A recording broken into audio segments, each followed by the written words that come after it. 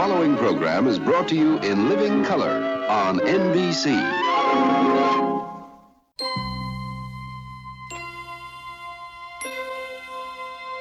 Space, the final frontier.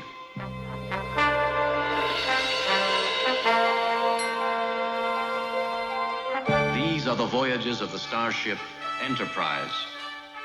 Its 5-year mission: to explore strange new worlds, to seek out new life and new civilizations, to boldly go where no man has gone before.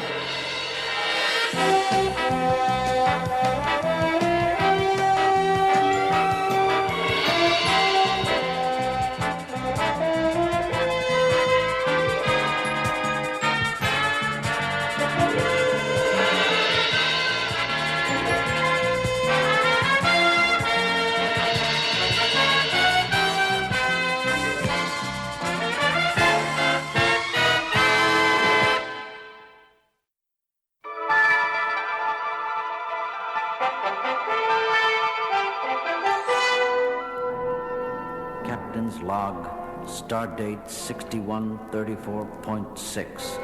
The mysterious time slowdown we're experiencing has affected not only every crew member on board, but all the Enterprise's instruments and computer banks. It's as if time itself were winding down, and us with it. Sensor readings confirm my hypothesis, Captain. The slowdown phenomena did not initiate until we came within 3 light years of that peculiar high-density energy field directly ahead. Shut down all warp engines, Mr. Sulu. I want 0 acceleration. Stand by on impulse power. Shut down engines now, Captain. Spock. Fascinating. The time slowdown seems to have leveled itself the moment we stopped approaching the energy field. For the moment, at least, things are getting no slower. That's all I wanted to know. Mr. Chekhov, bring us around to 134.8 degrees on full impulse power. I want to put at least 10 light years between us and that energy field. Aye, sir. As soon as we began moving in another direction, the slowdown effect started reversing itself, and in moments the crew and the instruments aboard the Enterprise were back to normal, just in time to face a problem of a different nature. Alien vessel moving along our starboard at warp 3, Captain. Very well, Mr. Sulu. Shift over to warp 1 and remain on this course. Lieutenant Uhura, open all hailing frequencies. I'm trying, sir. Let's see what our shadow looks like. Activate the screen. Screen on, Captain. What do you make of it, Spock? Curious. Although I'm not familiar with the design of the vessel, I would most certainly say those markings on its hull suggest we're being flanked by a warship. Message from the alien craft coming through now, sir. Attention, enemy unit. This is Conrack speaking. Surrender your vessel at once or face annihilation. You do not have long to decide. End of transmission, sir.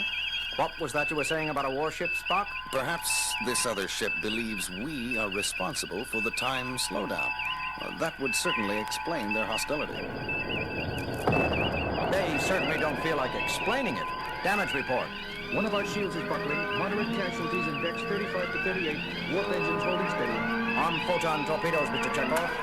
Photon torpedoes armed and ready, sir. Very well. Bring us about to 25.5 degrees, Mr. Sulu, and we'll be in position to... A moment, Captain. Something strange on my sensors. Report, Spock. Although the dimensions of their warship are even larger than the Enterprise, sensors indicate only 2 beings aboard. 2? Is that possible? Possible or not, it is a fact, Captain.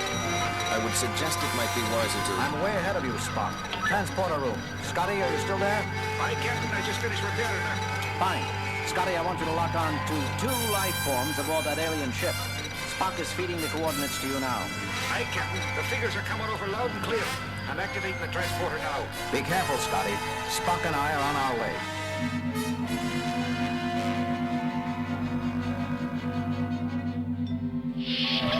A moment later, two shimmering figures appeared in the transporter dock.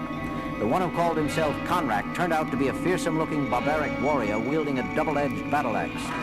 Alongside him was his consort, a much smaller being whose manner of attire made him look like just what he was, a sorcerer. But by the time Spock and I reached the transporter room, Conrack had already destroyed half of it.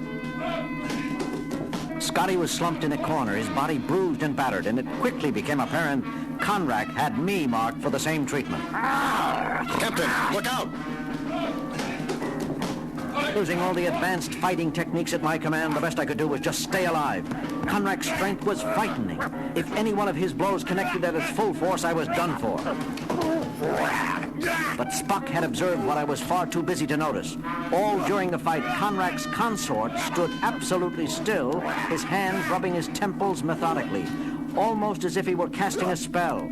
Acting on pure logic, Spock made an assumption, and he was right. Suddenly, the course of the battle changed. Conrack's unbelievable strength was quickly reduced to the level of a normal man. Now I had the advantage and the superior fighting skills. You have done the impossible. You have beaten me, Captain Kirk. Not so impossible, actually. I simply applied a Vulcan nerve pinch to your consort and caused him to pass out. Spock, I suppose I should say thank you, but I don't understand. Everything didn't become clear until we gathered in sickbay a few minutes later, and Dr. McCoy finished examining our pair of invaders. You want to repeat what you just said, Bones? It's very simple, Jim. A little fella... The name is Klee. Sorry, friend. Klee here is an honest-to-goodness sorcerer, to put it bluntly. The peculiar power running through his body defies all analysis. For lack of a better word, I'd have to call the end product of these collective energies inside him magic. Magic? I conjectured something of that nature during your fight with Conrack, Captain. It seems Klee was casting a magic spell to give Conrack an incredible degree of strength. Up until now, Conrack had remained somber and silent, but that was before a report from the bridge came over the intercom. Sulu here, Captain. You told me to report any change in the status of the time slowdown area. Yes, Sulu. Well, sir, it's moved. A full 3,000 kilometers since our first sighting of it. Fascinating. Yes, it moves. It has its own orbit. Conrack, tell us what you know about this thing. Our people call it the Gola, and its far-flung orbit through this part of the galaxy brings it in range of our planet at regular intervals. A more terrible fate for any world I could not imagine. I don't get it. Just what does this Gola do? Think about it, Doctor. You saw what the time slowdown did to us in just a brief interval. Now imagine an entire planet caught in its stagnating influence for centuries at a time. Now I see. Scientific progress, cultural advances, even your people's thinking processes. It would all slow down to a crawl. Correct, Captain. Klee tells me our civilization is the same age as yours. Yet while your people explore the galaxy in starships, mine are still dressed as barbarians. But your warship... Conceived and powered by sorcery, McCoy. Not science. If it weren't for Klee's wizardry, we could never have attempted this mission. You came to destroy the Gola. By any means we could, even if it meant sacrificing ourselves. I wrongly made the assumption your vessel was controlling the Gola.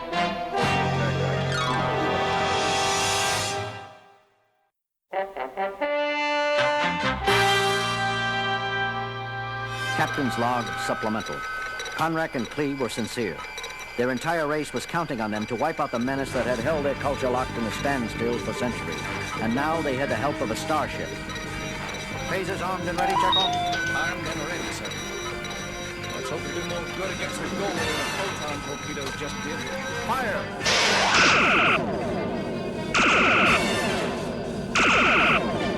Three direct hits, but sensors show absolutely no effect. Your weapons are formidable, Kirk, but the Gola seems to know no weakness. Incredible. Conjecture, Spock? I may just be an old country doctor myself, but I'd say the Gola was warping time all around it, making our phasers and photons detonate either in the past or future instead of the here and now. I'm impressed, Doctor. For a mind of your caliber, that is an amazingly accurate assessment. Spock, you can take your Vulcan mind Gentlemen, I suggest we concentrate on the disturbance at hand. Not merely a disturbance, Captain. It is now an enemy. Spock, what are you saying? The Gola is now coming directly toward us. We attacked, and now it's retaliating. That, I maintain, is an irrefutable indication of intelligence. The Gola is a living entity. Well, I'll be... As usual, Spock's logic was faultless and absolutely correct. But this revelation changed our situation dramatically. We were now up against a foe with some sort of mind. Could that fact work for us or against us? We just didn't know. But Spock and Klee were up to something, finally coming out of a huddle at the far end of the bridge. Captain, Klee and I have conceived a possible means of combating this creature. Through its mind, Captain Kirk.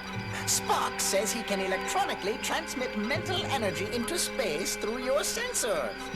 Even if that's true, Spock, how could any of our minds possibly be a match for anything so vast and limitless? A point well taken, Doctor. But a single mind is not the ammunition we're speaking of. Spock thinks our one chance is to attack the Gola not with an individual, but a whole culture. Explain, Spock. A composite burst of mental energy, Captain, composed of all the minds of every member of Klee's race down through the ages. The melding of millions of minds into one concentrated channel. Spock, you're space happy if you believe that's even conceivable, let alone possible. On the contrary, Doctor, it may be impossible in terms of science, but we're not talking about using science here. Magic. Exactly, Captain. I've already shown Klee how to use our computer banks as a storehouse for the millions of mental images he will be conjuring up. I suggest we back away from my consort now. Give him room. Conrad was accustomed to seeing Klee's wizardry, but we were not. As his magic drew upon the mind streams of millions of his ancestors, the rest of us stood back in awe. Fantastic, Spock. I would never have thought such a thing possible. How old is your culture, Conrad? How much further does Klee's magic have to reach? The exact date of our origin is unknown. We do know our oldest ancestors came from a far-off planet many eons ago. A planet called Earth. All of us share the same look of amazement. Earth, he said. Could Conrad and Klee be from our very own planet? Before we could explore the topic further, however... The Gola is still advancing and closing fast, sir. Klee! He's ready, Captain. The counterattack will begin now. Klee's hands were gripped around the terminals of the sensor panel. His entire body was surrounded by a shimmering aura as he transmitted an incalculable energy charge through space, composed of millions of separate mental bursts, the sum total force of Klee's entire culture down through the ages. Report, Sulu. The Gola's charge is slowing, but it isn't stopping him, sir. He's still coming. In heaven's name, it's not enough. It's just not enough. I am afraid our race was not old enough, Captain. Our culture's history has not amassed enough mind power to overcome the Gola's sheer mental strength. Spock, what the blazes is he doing? He's grabbing the terminals of the sensor panel. He is glowing with the same shimmering aura that envelops Klee. Oh my God, I understand. We all did. Spock was picking up where Klee left off, using what was left of the magic spell to force feed his culture into the senses. I admire your first officer's courage, Kirk, but how can he hope to succeed where my consort failed? The Vulcan race is one of the oldest in the galaxy, Conrad. Odds are it's far older than your race or ours. That's right, now that I think of it. Vulcan history goes back so far, Spock will have billions of more mind streams to draw from. Look, I think Spock's reached his limit. He must stop. Too much mental energy will kill him. Then it happened. All at once, Spock released the sum total of Vulcan mental energy amassed through millions of years, transmitted through our sensors in one massive charge. And although the invisible charge did not show up on our screens, the result did. Look, Spock's done it. The Gola is backing away. It's trying to flee, but it's slowing down. I believe that last energy burst paralyzed it. That is correct, Conrad. Spock, you're all right? Somewhat exhausted, but feeling satisfactory, Captain. And you, Klee? I'm fine. Now that I know we've finally beaten the scourge of our race. Now that we've got the Gola where we want it, what do we do with the blasted thing? I am addressing that problem at this very moment, Doctor. Explain, Spock. In transmitting that mental burst to the Gola, I came in contact with its mental center, Captain. What we would call its mind. I have just completed a circuit that will allow all of us to hear what it is thinking at this moment. Incredible. I never could have guessed such a thing. Spock, that sounds like the crying of a baby. Very astute, Doctor. Gentlemen, Gola is a mere infant. Not a baby in the human sense of the word, but a baby nevertheless. It was spawned in the heart of a star sun millions of light years away, and its far-reaching orbit has really been a methodical search for its parent. The sun that spawned it. Yes, Conrad. The fearsome menace your people dreaded is merely a child lost in the stars. Our job now is to locate its home. Captain's log, stardate 6453.2. After using a long-range tractor beam to pull Gola behind us for several days, we finally released it moments ago. As we orbited the star sun, Spock's calculations had pinpointed as the parent. All of us watched the screen in eager anticipation. Instruments show that Gola is now stationary in the core of the star sun, Captain. Thank you, Mr. Sulu. I think it's safe to say the baby is home. Well, Spock, I've got to hand it to you. As a galactic babysitter, you're not half bad. See you all later. Spock, about Conrack and Klee, something bothers me. Captain, we return them to their home planet. With Gola gone, they'll begin to progress normally now. I don't see a problem. That part about them coming from a planet called Earth, I can't help wondering if it was our Earth. But there are no historical records of an ancient civilization vanishing from Earth that long ago. Curious. When I took over from Klee at the sensors, I picked up brief mental images of his very first ancestors. They were evacuating a sinking continent in spaceships. Spock! Tell me, Captain, isn't there an old Earth legend about a civilization that sank beneath the sea called Atlantis? Atlantis? Mr. Spock, would you be surprised if you just solved one of the greatest mysteries on Earth of all time? Surprised? Hardly, Captain. Somewhat pleased, perhaps. Spock, never mind.